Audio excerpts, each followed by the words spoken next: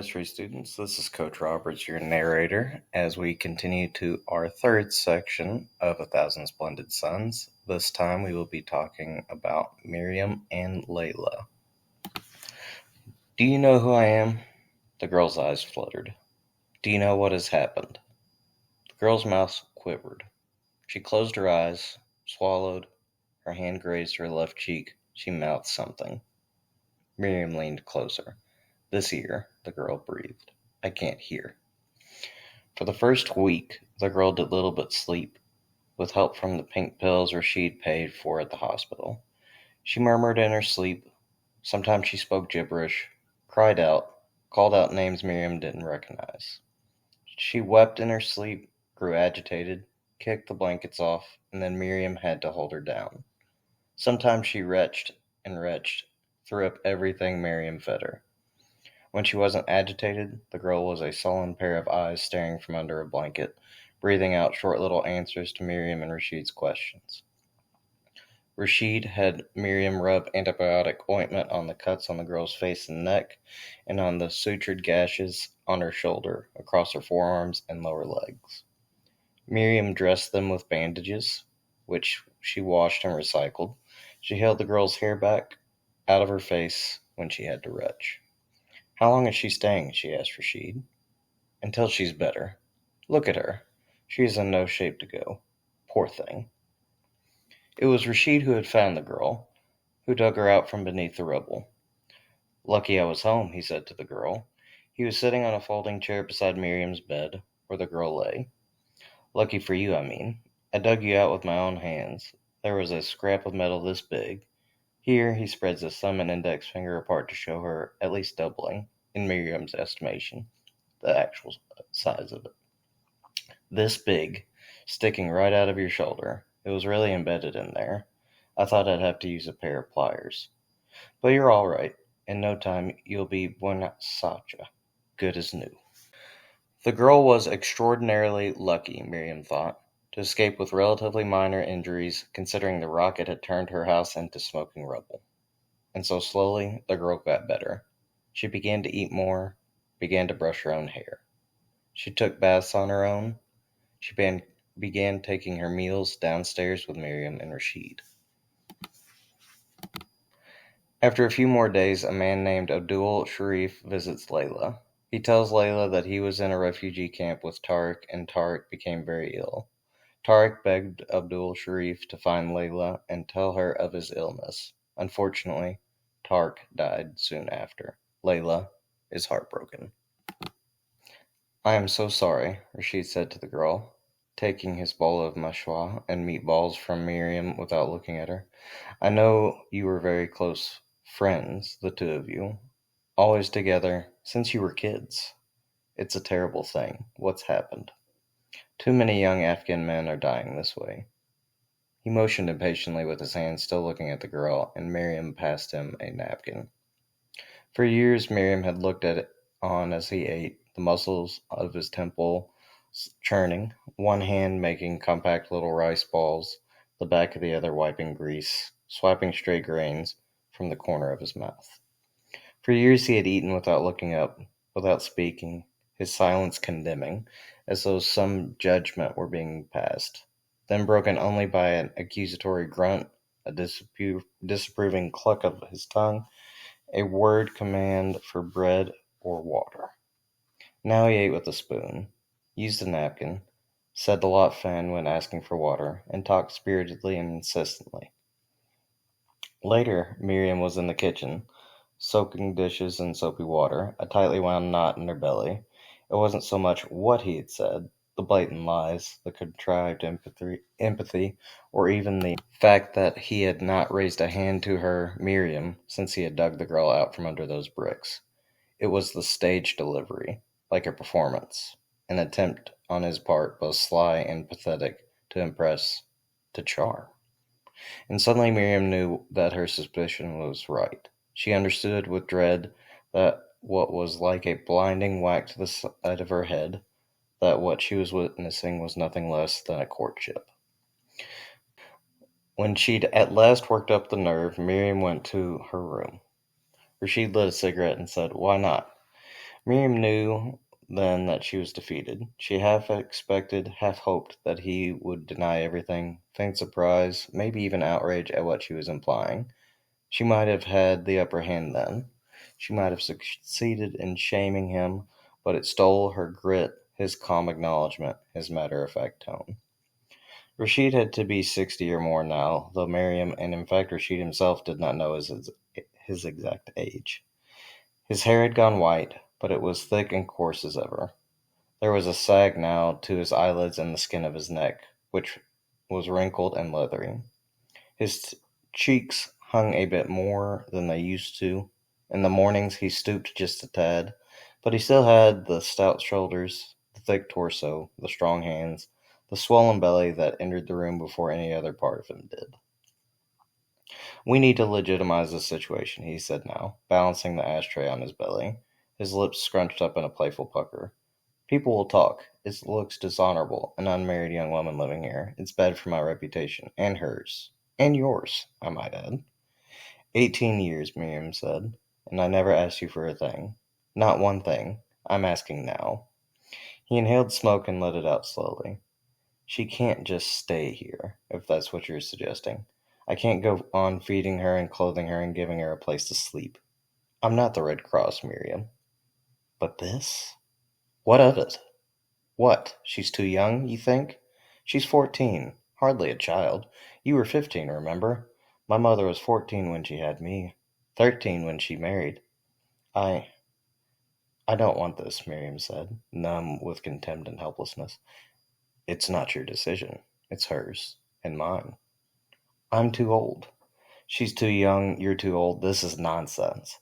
"I am too old for you to do this to me," Miriam said, balling up fistfuls of her dress so tightly her hand shook. "For you, after all these years, to make me an ambush." "Don't be so dramatic. It's a common thing, you know. I have friends who have 2, 3, 4 wives. Your own father had 3. Besides, what am I doing now most men I know would have done long ago? You know it's true." Later in the dark, Miriam told the girl. For a long time, the girl said nothing. "He wants an answer by this morning," Mariam said. "He can have it now," the girl said. "My answer is yes." Before Abdul Sharif's visit, Leila had decided to leave Pakistan. Even after Abdul Sharif came bearing his news, Leila thought now she might have left, gone somewhere far from here, detached herself from this city where every street corner was a trap, where every alley hid a ghost that sprang at her like a jack-in-the-box. She might have taken the risk. But suddenly, leaving was no longer an option. Not with the daily retchings, this new fullness in her breasts, and the awareness somehow, amid all this turmoil, that she had missed a cycle. Leila pictured herself in a refugee camp, a stark field with thousands of sheets of plastic strung to makeshift poles flapping in the cold, stinging wind. Beneath one of these makeshift tents she saw her baby, Tarek's baby, its temples wasted, its jaws slack, its skin mottled bluish-gray. She pictured its tiny body washed by strangers, wrapped in a tawny shroud, lowered into a hole dug in a patch of wind-stripped land under the disappointed gaze of vultures. How could she run now? Leila took grim inventory of the people in her life. Ahmed Noor, dead. Hasina, gone. Geeti, dead. Mammy, dead. Bobby, dead. Now Tark. But miraculously, something of her former life remained, her last link to the person she had been before she had become so utterly alone. A part of Tark still lived inside of her, sprouting tiny arms, growing translucent hands. How could she jeopardize the only thing that she had left of him, of her old life? She made her decision quickly. 6 weeks had passed since her time with Tarek. Any longer and Rashid would grow suspicious. She knew that what she was doing was dishonorable, disingenuous, and shameful, and spectacularly unfair to Mariam. But even though the baby inside her was no bigger than a mulberry, Layla already knew the sacrifices a mother had to make. Virtue was only the first. She put a hand on her belly, closed her eyes. In the daytime, the girl was no more than a creaking bed spring, a patter of footsteps overhead. She was water splashing in the bedroom, or a teaspoon clinking against the glass in the bedroom upstairs. Occasionally there were sightings, a blur of billowing dress in the periphery of um, Miriam's vision. Scurrying up the steps, arms folded across the chest, sandals slapping the heels. At night, however, this mutually orchestrated dance of avoidance between her and the girl was not possible. Rashid said they were a family. He insisted they were, and families eat together, he said. What is this? He said, his fingers working the meat off a bone with the spoon and fork charade was abandoned a week after he married the girl. Have I married a pair of statues? Go on, Miriam. Gapazan, say something to her. Where are your manners? Sucking marrow from a bone, he said to the girl, but you mustn't blame her. She is quiet. A blessing, really, because, voila, if a person hasn't gotten too much to say, she might as well be stingy with words. We are city people, you and I, but she is Dahali, a village girl. Not even a village girl, no. She grew up in a kolba made of mud outside the village. Her father put her there. Have I told you, Miriam, have you told her that you are Harami? Well, she is, but she is not without qualities, all things considered. You will see for yourself, Leila. She is sturdy for one thing, a good worker, and without pretensions. I'll say it this way. If she was a car, she would be a Volga. Miriam was a 33-year-old woman now, but that word, Harami, still had a sting. Hearing it still made her feel like she was a pest, a cockroach. She remembered Nana pulling her wrist. You are clumsy, Utila Harami. This is my reward for everything I've endured. A heirloom-breaking, clumsy Utul Harami.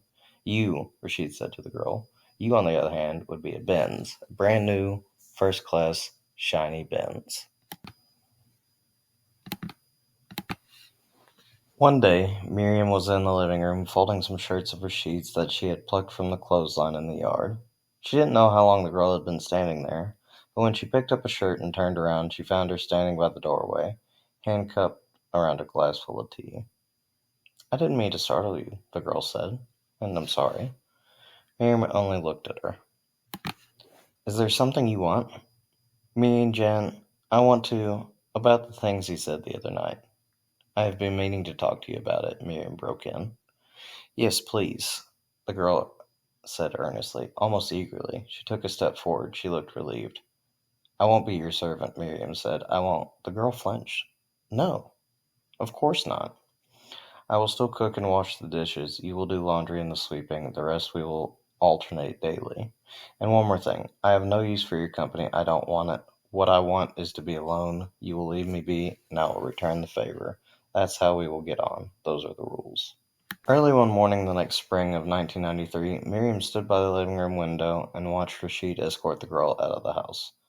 The girl was tottering forward, bent at the waist, one arm draped protectively across the taut drum of her belly, the shape of her elbow directing her across the yard like a traffic policeman. Delete last 2 minutes. Early one morning the next spring of 1993, Miriam stood by the living room window and watched Rashid escort the girl out of the house. The girl was tottering forward, bent at the waist, one arm draped protectively across the taut drum of her belly, the shape of which was visible through her burqa. Rashid, anxious and overly attentive, was holding her elbow, directing her across the yard like a traffic policeman. He made a "wait here" gesture, rushed to the front gate, then motioned for the girl to come forward, one foot popping the gate open. When she reached him, he took her by the hand, helped her through the gate. Miriam could almost hear him say, "Watch your step now, my flower, my gull." They came back early the next evening. Miriam saw Rashid enter the yard first. He left the gate go prematurely and it almost hit the girl in the face. He crossed the yard in a few quick steps. Miriam detected a shadow on his face, a darkness underlying the coppery light of dusk. In the house, he took off his coat, threw it on the couch. Brushing past Miriam, he said in a brusque voice, "I'm hungry. Get supper ready." The front door to the house opened. From the hallway Miriam saw the girl, a swaddled bundle in the hook of her left arm. She had one foot outside, the other inside, against the door, to prevent it from springing shut. She stooped over and was grunting, trying to reach the paper bag of belongings that she had put down in order to open the door. Her face was grimacing with effort. She looked up and saw Miriam. Miriam turned around and went to the kitchen to warm Rashid's meal. "It's like someone is ramming a screwdriver into my ear," Rashid said, rubbing his eyes. He was standing in Miriam's door, puffy-eyed, wearing only ambiance, tied with a floppy knot. His white hair was straggly, pointing every which way. This crying. I can't stand it. Downstairs, the girl was walking the baby across the floor, trying to sing to her. "Take her outside," Rashid yelled over her shoulder. "Can't you take her outside?" "Sometimes, I swear, sometimes I want to put that thing in a box and let her float down Kabul River, like a baby Moses." Miriam never heard him call his daughter by the name that the girl had given her. Aziza. The cherished one. It was always the baby, or, when he was really exasperated, that thing. Miriam watched as the girl's days became consumed with cycles of feeding, rocking, bouncing, walking, even when the baby napped. There were soiled diapers to scrub and leave soak in a pail of the disinfectant the girl had insisted Rashid buy for her. There were fingernails trimmed with sandpaper, coveralls, pajamas to wash and hang up and dry. These clothes, like other things about the baby, became a point of contention. Every night there were demonstrations. When the girl insisted he witness something, Rashid tipping his chin upward and cast an impatient, sidelong glance down the blue-veined hook of his nose. Watch how she laughs when I snap my fingers. There, see? Did you see?" Rashid would grunt and go back to his plate. Miriam remembered how the girl's mere presence used to overwhelm her. Everything she had used to please him, intrigue him, make him look up from his plate and nod with approval. The strange thing was, the girl's fall from grace ought to have pleased Miriam, brought her a sense of vindication, but it didn't. It didn't. To her own surprise, Miriam found herself pitying the girl. "You should not get so attached," Rashid said one night. "What do you mean?" "I was listening to the radio the other night, Voice of America. I heard an interesting statistic. They said that in Afghanistan 1 out of every 4 children will die before the age of 5. That's what they said. Now they—" "What? What? Where are you going? Come back here. Get back here this instant." He gave Miriam a bewildered look. "What's the matter with her?" That night Miriam was lying in bed when the bickering started again. Usually the bickering ran its course after a few minutes, but a half an hour passed, and not only was it still going on, it was escalating. Mariam could hear Rashid shouting now. The girl's voice underneath his was tentative and shrill. Soon the baby was wailing. Then Miriam heard their door open violently. In the morning, she would find the doorknob's circular impression in the hallway wall. She was sitting up in bed when her own door slammed open and Rashid came through. He was wearing white underpants and a matching undershirt, stained yellow in the underarms with sweat. On his feet he wore flip-flops. He held a belt in his hand, the brown leather one he thought for his nikah with the girl, and was wrapped with the profated end around his fist. "It's your doing, I know this," he snarled, advancing on her. Miriam slid out of her bed and began backpedaling. Her arms instinctively crossed over her chest, where he often struck first. "What are you talking about?" she stammered. "Her denying me. You're teaching her to." Over the years, Miriam had learned to harden herself against his scorn and his reproach, his ridiculing and reprimanding, but this fear she had no control over. All these years, and still she shivered in fright. All these years, still she shivered with fright when he was like this, sneering, tightening the belt around his fist, the creaking of the letter, the glint in his bloodshot eyes. It was the fear of the goat released in the tiger's cage, when the tiger first looks upon from his paws to begin to growl. Now the girl was in the room, her eyes wide, her face contorted. "I should have known that you would corrupt her," Rashid spat at Miriam. He swung the belt, testing it against his own thigh. The buckle jingled loudly. "Stop it, Bast," the girl said. "Rashid, you can't do this." "Go back to the room." Miriam backpedaled again. "No, don't do this." Rashid raised the belt again, and this time came at Miriam. Then an astonishing thing happened. The girl lunged at him. She grabbed his arm with both hands and tried to drag him down, but she could do no more than dangle from it. She did succeed in slowing Rashid's progress towards Miriam. Let go, Rashid cried. You win, don't do this. Please, Rashid, no beating. Please don't do this.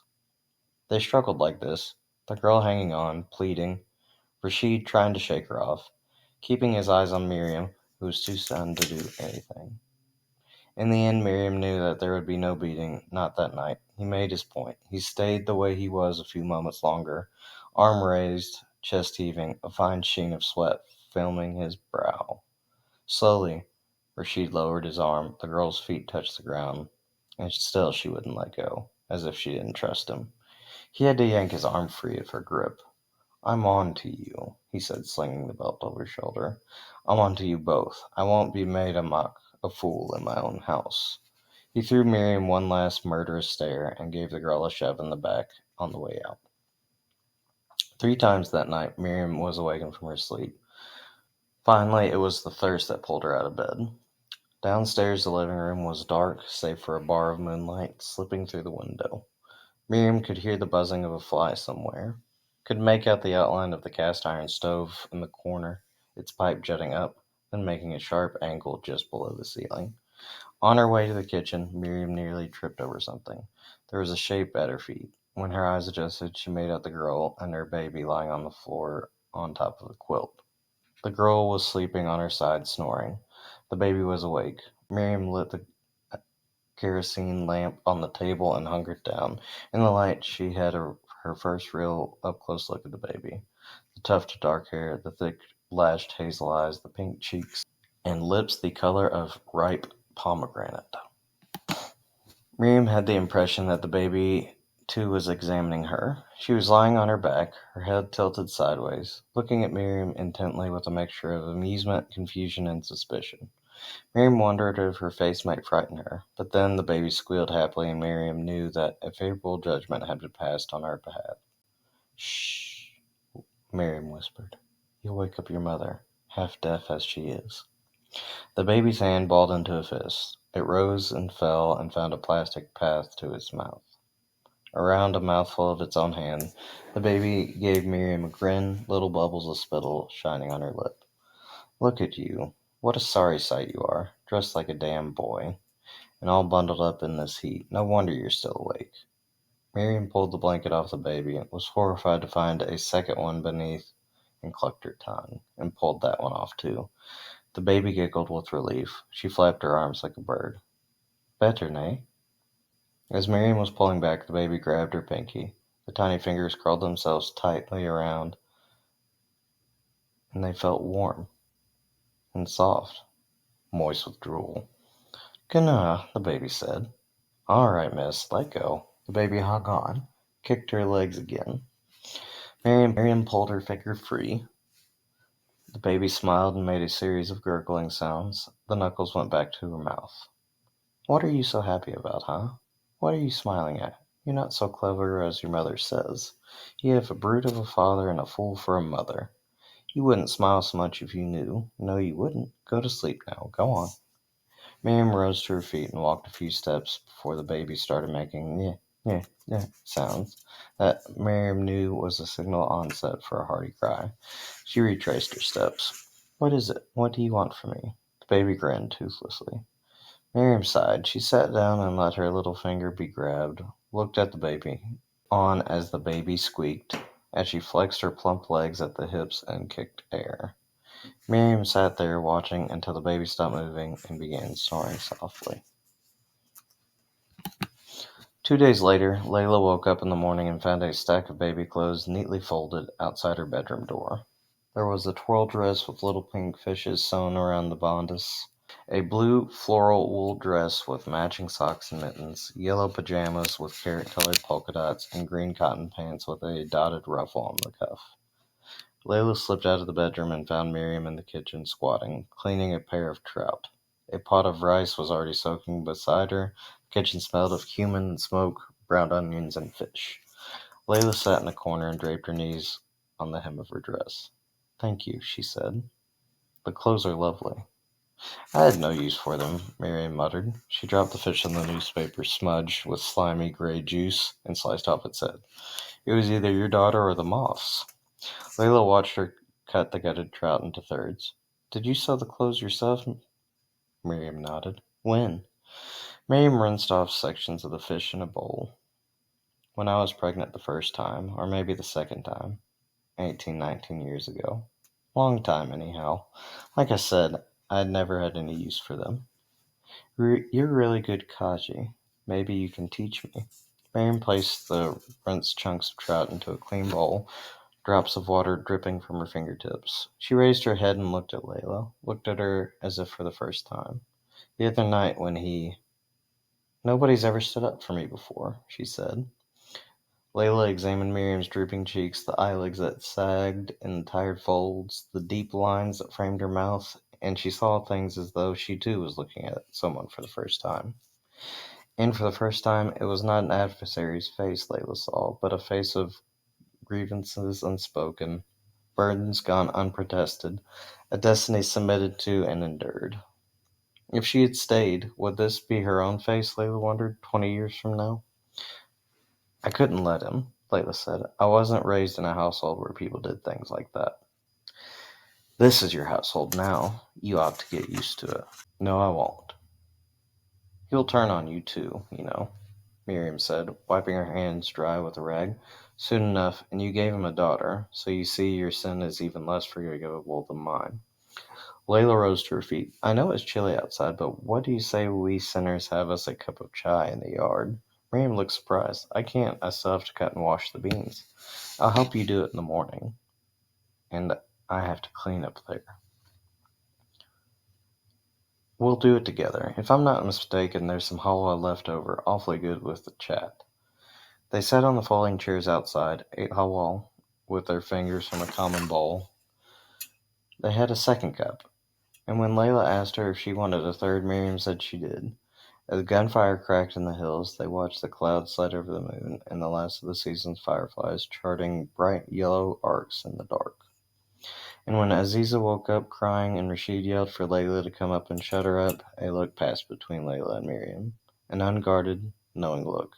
And in that fleeting, wordless exchange with Mariam, Leila knew they were not enemies any longer.